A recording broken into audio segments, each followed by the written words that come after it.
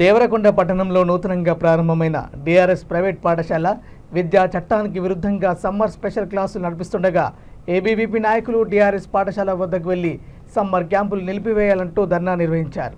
ఈ ధర్నా కార్యక్రమంలో యలమల గోపిచంద్ పాల్గొని మాట్లాడుతూ దేవరకొండ పట్టణ మరియు పరిసరాల ప్రాంతాల్లో తెలంగాణ రాష్ట్ర విద్యాశాఖ నియమాలకు విరుద్ధంగా ఏ ఒక్క ప్రైవేట్ పాఠశాలను నడిపించకూడదు.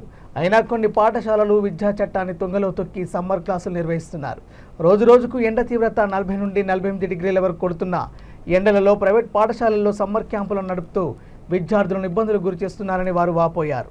ఇలాంటి చర్యలకు పాల్పడితే ఏబీవీపీ చూస్తూ ఊరుకోదు అంటూ ప్రైవేట్ పాఠశాల సిబ్బందిని హెచ్చరించారు.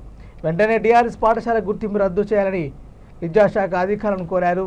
ఈ కార్యక్రమంలో నగర social media incharge Yalamala Hemasundar, Gurameshwar, Yashwant, Madhu, Kasula Sainandan, Pawan, Saidulu, Ayyappa తదితరులు పాల్గొన్నారు.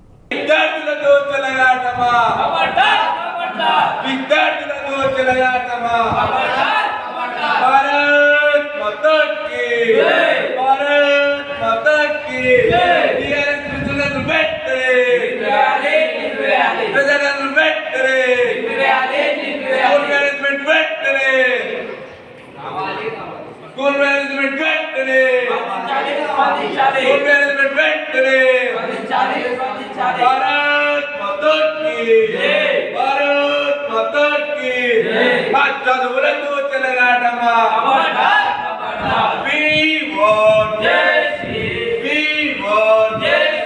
భారత్ మాతా కీ భారత్ మాతా కీ స్కూల్ మేనేజ్మెంట్ వెంటనే